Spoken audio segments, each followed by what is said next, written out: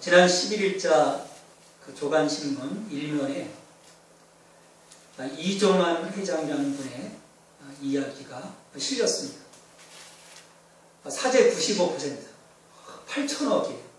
8천억을 교육재단을 세워서 거기에 출연을 했고요. 또 이번에 서울대학교 그 도서관 건립에 전액 600억 원을 기부를 했습니다. 이렇게 많은 기부를 하냐고 그 사람들이 물었을 때 이분의 그 대답이 참 명쾌했어요. 돈 모아놔봤자 재벌밖에 더 되겠습니까? 요즘 우리의 그 재벌들의 여러 모습들을 보면서 특별히 이번 그 저축은행 이제 퇴출되면서 그 경영자들의 온갖 그 비리들이 막 신문을 도배를 했었는데 아주 사람들의 그 기분을 좋게 하는 기사였습니다. 사람들은 부자에 대한 그런 그 기대를 갖고 있는 것 같아요. 어떤 그 나눔에 대한 기대, 그들이 사회를 통해서 얻은 부에 대한 그 나눔. 그래서 이 사회 지배층에 대한 그런 그 기대를 갖잖아요. 노블레스 오블리주라고 하는 그런 기대를 갖고 있습니다. 그러니까 말로서만이 아니라 삶의 어떤 행함, 나눔, 실천, 그것들을 기대하는 거죠. 거기에 진정성이 있다고 보는 것입니다. 이러한 그 세상에 가진 자들에 대한 그 기대와는 달리 종교 지도자들에 대한 그런 그 기대는 어떨까 한번 생각을 해봤습니다. 사람들이 이 종교 지도자들에 갖는 그런 기대는 이런 물질적인 나눔과는 더 다른 차원의 것을 기대를 합니다. 도덕적으로 어떤 그 흠이 없고 어떤 천빈에 대한 기대도 갖고요. 세상 사람들이 어떤 기대를 가지고 들어가는 어떤 그 세속적이고 소모적인 그런 일이 아닌 정말 그런 그 영적인, 그래서 세상 사람들의 어떤 그 빛과 소금이 되기를 원하는 것이 이 종교 지도자들에 대한 기대입니다. 이 며칠 사이에요. 이 불교계나 기독교계에 참 사람들의 그런 그 종교 지도자들에 대한 기대를 허무는 그런 그 사건이 있었습니다. 소위 그 도박승려 온통 뒤집어 버렸어요. 여관방에 들어가서 그냥 장난 수준의 고스톱을 치는 것이 아니라 많은 판돈을 걸고 또 술을 마시고 담배를 피고 경건한 승려들로서 해서는 안 될 그런 일들을 했었습니다. 또 어제 그 조간신문의 또 그 강북의 한 대형교회 목사님이 전면에 광고를 씹었어요. 만약에 적화 통일이 된다면 그걸 읽으면서요.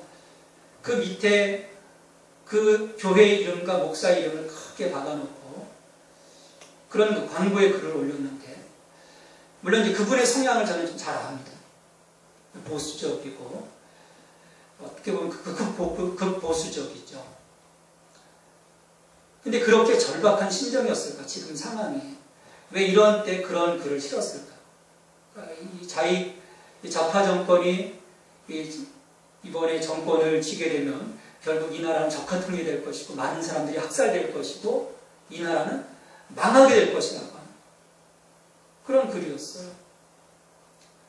사람들이 생각할 것입니다. 그게 개인 돈으로 광고를 낸 걸까? 아니면 교인들이 헌금한 돈으로 이런 그 광고를 냈을까? 많은 사람들이 그 글을 보면서 목사라는 분이 과연 이런 일들을 해야 할까? 아마도 그런 생각을 했을 것입니다. 사람들은요, 종교 지도자들이 어떤 그 정치적으로 세력화하는 일이나 세상 사람들이 메어달리는 소모적이고 세속적인 일이 아닌 사람들에게 소망을 주고 이 생명 살리는 일에 전념하기를 기대하고 있습니다. 우리가 몇 년 전에 이 울지마 톰즈 거기에 얼마나 많은 사람들이 감동을 받았습니까? 그런 이유가 거기에 있는 다른 사람들이 할 수 없는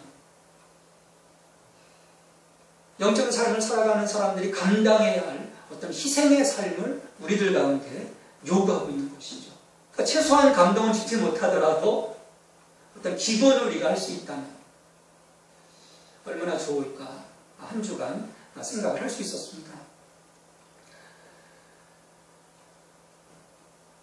우리 주변에 이 각계각층의 지도자라는 분들을 보면은 수준 미달, 함량 미달인데 이 앞에 나설 사람이 없다고 자기밖에 없다고 종종 착각 속에 빠지는 경향이 만연해 있습니다. 보면은 주변에 뭔가 사람들의 그 잘못된 기대 때문에 그렇게 되는 것이죠. 그럴 때, 야, 난 정말 그런 인물이 아닙니다. 저는 제가 해야 할 일이 있습니다. 목사로서, 기업가로서, 정치가로서, 교육가로서 자기 해야 할 일이 있다고 뒤로 물러설 수 있다면 얼마나 멋진 일이겠습니까? 근데 우리 주변을 보면 그런 일들이 쉽지 않아요. 이런 현상은 오늘뿐만 아니라 과거에도 늘 있어 왔습니다. 2000년 전 이 팔레스타인 땅에서도 수많은 사람들이 세례 요한을 따랐습니다. 그에 대한 그 세상의 기대가 대단했었죠. 많은 사람들이 요단강으로 나와서 그에게 세례를 받았고 그의 말씀에 귀를 기울였어요. 그렇기 때문에 이 세례 요한이 마음만 먹으면 그런 세력들을 규합해서 그의 세력을 형성할 수도 있었습니다. 하지만 그는 거기에 대해서 전혀 갈등하지 않았어요. 나서지도 않았습니다. 왜냐하면 자기가 가야 할 길을 그는 분명히 알았기 때문에 강야 외치는 자의 소리가 되어서 주의 오실 길을 예비합니다. 그가 가야 할 길이었거든요. 그러니까 그는 분명히 그것을 인지하고 있었습니다. 세례 요한이 자기 역할을 무시하고 자기가 선점한 사람들에 대한 이 기대를 얻고 메시아 역할을 하려고 했다면 구속사에 엄청난 비극이 일어났을 거예요. 하지만 그는 제자들에게 오히려 이야기합니다. 그는 흥하여야겠고 예수는 흥하여야겠고 나는 쇠하리라. 나는 사라질 거라는. 우리나라 이 지도자들 중에 세례 요한 같은 일들이 많다 보면 나라든 교회든 참으로 평안할 거라고 생각을 합니다. 자, 이렇게 무리들의 기대에 귀 기울이지 않던 세례 요한이 헤롯 안티파스에서 죽고 나면서 백성들은 또 다른 기대의 대상을 찾기 시작합니다. 그게 바로 예수님. 예수님이 등장하자마자 예수님께로 수많은 사람들이 몰려나왔어요. 그러다가 이 빈들에서, 우리 지난주 말씀을 나눴잖아요. 빈들에서 오병이어의 기적. 떡 5개와 물고기 2마리로 남자는 5,000명. 무리 전체를 치면 2만 명이 먹고 나자마자 난리가 났습니다. 오늘 그 마가복음에서는 그런 현상들을 이야기하고 있지 않은데 요한복음, 같은 그 본문인 요한복음에 보면 사람들이 뭐라고 했냐면 이는 참으로 세상에 오실 그 선지자다. 그러면서 예수님을 왕으로 삼고자 했어요. 그러니까 백성들은 예수님이 자기들이 기다리던 메시아라고 확신을 했던 거예요. 그러니까 이렇다 사람들은요, 자기 수준에서 바라보고 생각하고 기대합니다. 그들은 예수님에게서 정치적인 메시아를 보려고 하였어요. 그 억압 가운데 있었던 자신들을 구원해 줄 왕으로서 예수님을 기대했던 것입니다. 이것이 우리들의 문제예요. 우리의 기대가 아닌 예수님의 기대, 더 나아가서 이 하나님의 기대를 생각해야 하는데 그렇지 않습니다. 다 자기 기준에서 생각해버려요. 하나님의 기대에 우리의 기대의 수준을 맞춰 나갈 때 우리의 신앙생활이 건강해질 수 있습니다. 그렇지 못하면요, 미신신앙이에요. 하나님은 나의 기대를 거들떠 보지도 않으시는데 자기 혼자 투덜거리다가 그 기대가 미치지 못하면 그냥 떠나가 버려요. 그래서 우리의 이 낮은 기대 수준을 예수님의 기대 수준까지 우리가 끌어올려야 합니다. 이 오병이의 기적으로 인해서 그 현장에 있던 이 백성들의 분위기가 심상치 않게 돌아가면서 가장 난리가 난 사람들은요, 아마도 12 제자들이었을 겁니다. 얼마나 업되었겠어요, 기분이. 사람들이 예수님의 그런 기적들을 보면서 저분이 메시아다, 왕으로 삼자, 그런 막 분위기들이 막 올라가니까 오히려 이 제자들이 더 선동을 하는 거예요. 사람들, 무리들을 막 충동시키는 거죠. 그러니 이 무리들을 안정시키기 위해서 예수님은 이 제자들을 무리들과 갈라놓아야만 했습니다. 그래서 오늘 본문에 보면 예수님께서 제자들을 재촉해서 배를 태워서 벳세다 쪽으로 보내셨다라고 말씀을 합니다. 갈라놓으신 것. 이 갈릴리 호수를 건너가던 제자들은 아마도 투덜대면서 배를 탔을 겁니다. 아, 우리 예수님 왜 그러실까? 지금 막 백성들이 막 예수님을 옹립하려고 하는데 여기 좀 그렇게 편성하시지 왜 이걸 거부하실까? 아마 그런 생각들을 가지면서 투덜거리면서 배를 갔을 것입니다. 그리고 술렁거리고 있는 무리들도 예수님께서 집으로 다 돌려보내셨어요. 여기서 예수님은 제자들로부터 그리고 무리들로부터 잘못된 오해를 차단하고자 하셨습니다. 예수님의 기대는 이것이 아니었어요. 정치적으로 그들의 왕이 되는 것이 아니었습니다. 사람들은 잘못된 기대를 가지고 예수님께로 나옵니다. 예수님은 사람들이 생각하는 힘의 논리로 세상을 정복하려고 하지 않으셨습니다. 반대로 예수님을 내어주심으로써 예수님 자신을 내어주심으로써 세상을 구원하라고 하셨어요. 그러니 이 상반되는 두 기대가 갈등할 수밖에 없는 겁니다. 자, 이렇게 흥분해 있던 제자들을 보내시고 예수님을 왕으로 삼고자 하셨던 이 백성들을 흩으신 다음에 예수님께서는 홀로 기도하기 위해서 산으로 가셨습니다.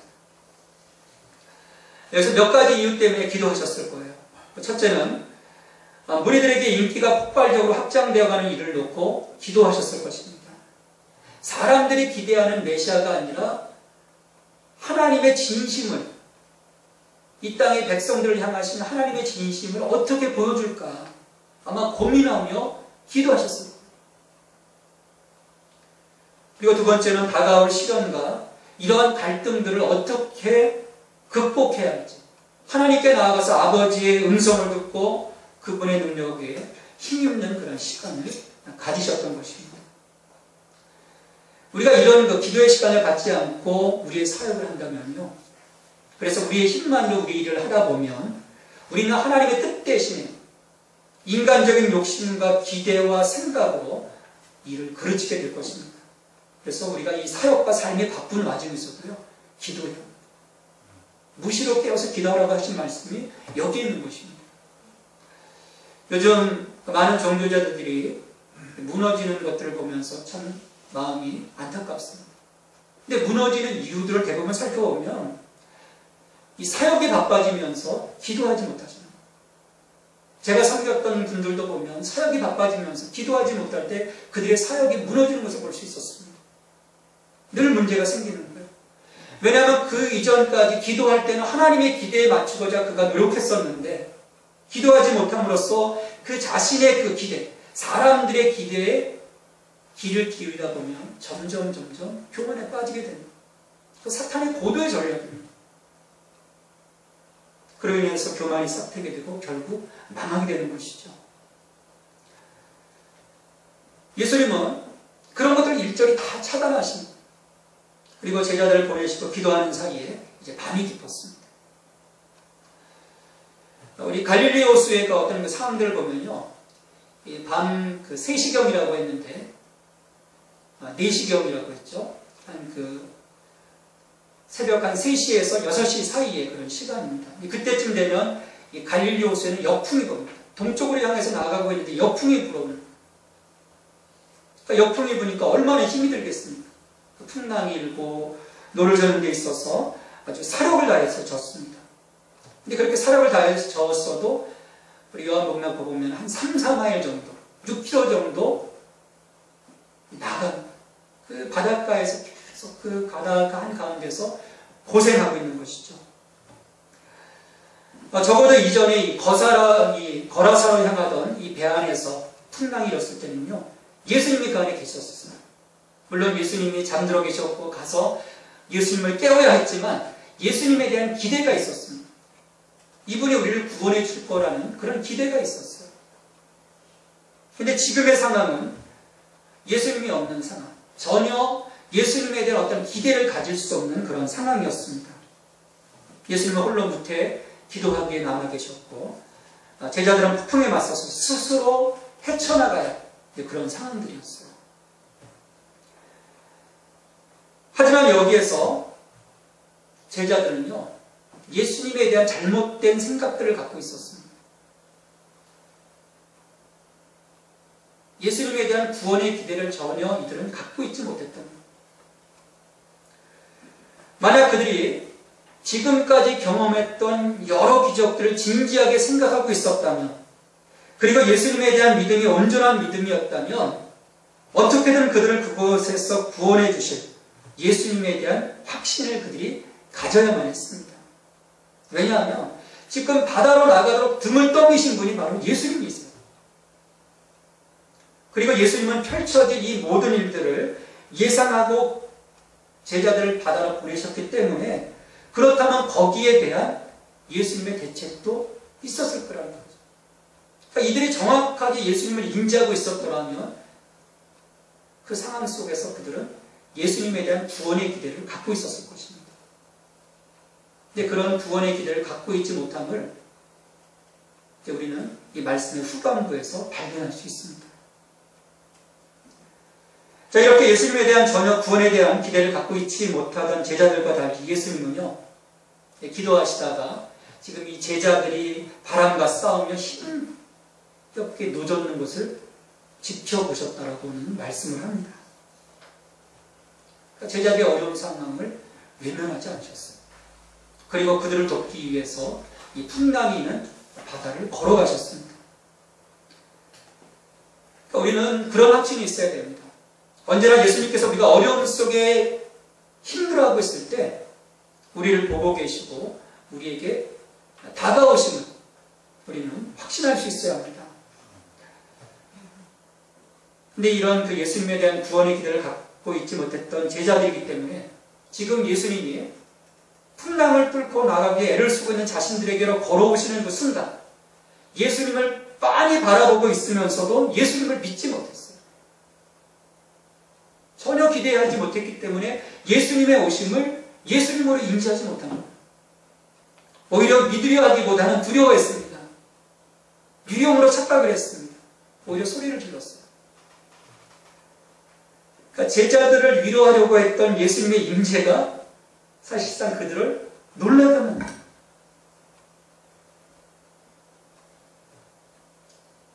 이렇게 예수님의 임재, 오늘 우리에게 다가오신 예수님의 임재가 위로가 될지 아니면 두려움이 되고 놀라움이 될지 하는 것은요, 우리들이 이미 경험한 바에 비춰 무엇을 깨닫고 어떤 신앙에 내가 있는가에 달려 있습니다. 그러니까 제자들은요, 아직도 그 많은 그 기적들을 보아왔으면서도 예수님에 대해서 전혀 알지 못했던 거예요. 거라사로 가는 그 풍랑을, 거라사로 가는 그 배 안에서 풍랑을 잔잔케 하셨던 일, 수많은 병자들 고치셨던 일, 그리고 오병이의 기적을 통해서 수많은 사람들을 녹이셨던 그 예수님, 그것들 다 잊어버립니다. 그러니까 번번이 이들은 예수님 앞에서 시험에 실패하고 하는 거예요. 예수님의 그런 예수님을 인지할 수 있는 그런 상황들을 보여주셨음에도 불구하고 그들은 번번이 실패하고 예수님을 예수님으로 받아들이기보다는 오히려 유령으로 착각하고 무서워했던 것입니다. 자, 이렇게 믿지 못하고 두려워하는 제자들을 향해서 예수님께서 말씀하셨습니다. 안심하라 내니 두려워하지 말라. 안심하라 내니 두려워하지 말라는 거. 근데 두려움에 빠져있던 제자들은 이 안심하라 내니 이 말씀을 단순히 야 나다, 나 예수야, 너의 스승 예수야, 그런 그 자신의 정체를 밝히는 말로서만 이해를 했습니다. 근데 구약 성경에 보면 이 안심하라 내니 나다라고 하는 에고 에임이라고 하는 이 말은요, 하나님의 자기 계시에 독특한 표현입니다. 다른 데서 쓰여지지 않는 표현인 거예요. 나는 나다. 하나님의 자기 계시의 그 표현임을 이 제자들이 순간 깨닫지 못합니다. 예수님은 드러내고 계신 거예요. 그 거라사로 향하던 그 풍랑에서 그 풍랑이 잠잠게 되는 걸 보면서 야, 저분이 도대체 누구냐? 그런 질문을 던졌었거든요. 그 질문에 대한 예수님의 대답이었던 거예요. 나다. 내가 성자 하나님이다. 그들은 그것을 느끼지 못했어요. 왜냐하면 이것은 제자들이 생각하고 있는 예수님에 대한 기대치가 예수님의 기대치가 일치하지 못했기 때문에. 그래서 이 평행선, 그러니까 예수님의 생각과는 다른 그 평행선을 계속 긋고 있는 거예요.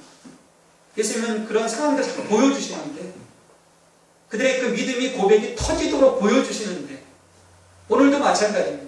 우리의 삶 속에 예수님은 다가오셔서 우리의 믿음의 고백이 되어지기를 원하십니다. 우리는 우리 입술을 열지 못합니다. 고백하지 못합니다. 내가 기대하는 예수님과 그 예수님이 우리에 대한 그 기대치가 일치하지 못하기 때문이에요. 예수님께서는 우리를 책임지시고 구원하시고 영원히 우리를 지켜주시기 위해서 내가 여기 있다. 우리에게 오셔서 오늘도 말씀을 하십니다. 그래서 우리는 그런 예수님에 대한 기대를 해야 돼요.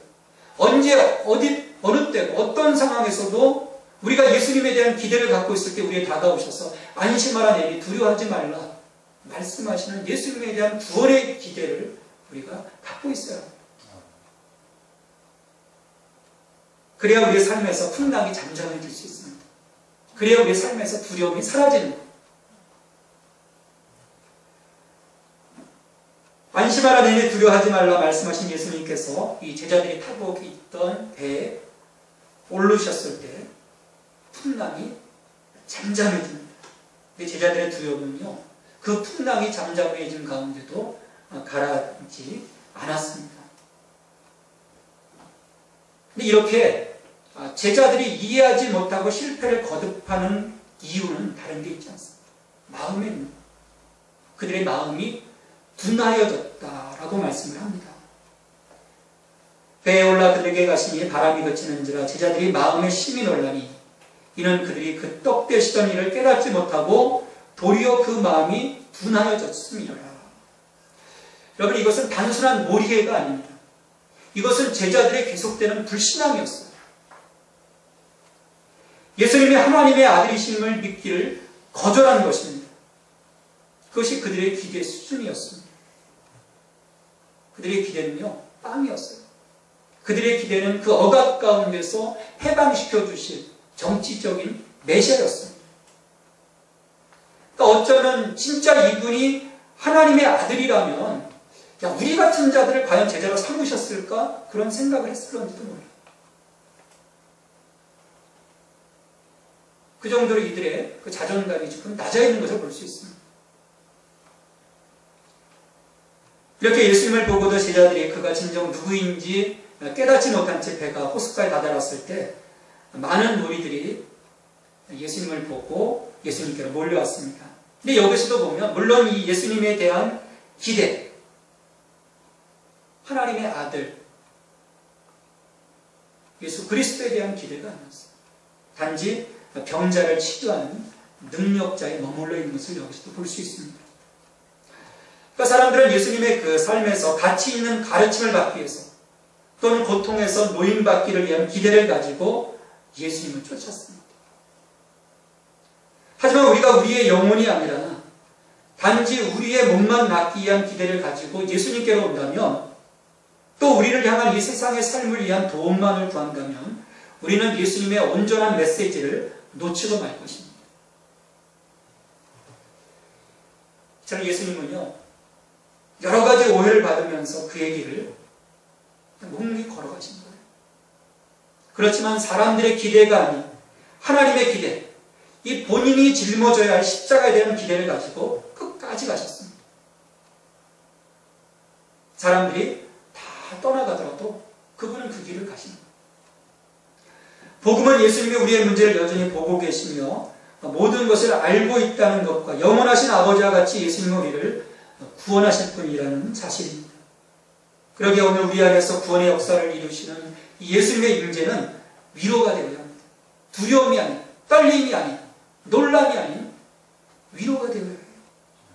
그러나 제자들에게 다가오심은 위로가 아닌 놀람이 되었습니다.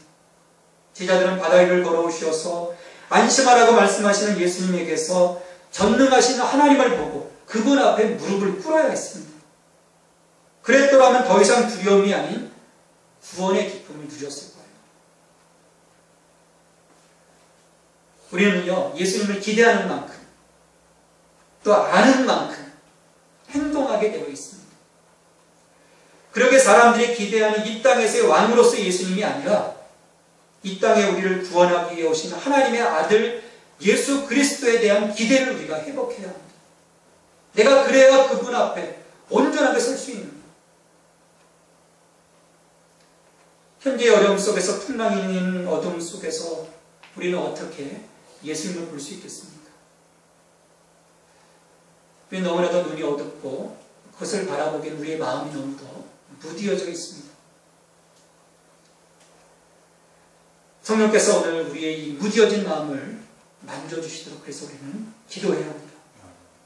그럴 때 우리는 끔찍한 순간에도 하나님의 임재 가운데 있었고 예수 그리스도께서 사랑과 능력을 보이시면서 고난의 물결을 가로질러 우리를 인도해 가시면서 지나가고 계신 것을 깨닫게 될 것입니다.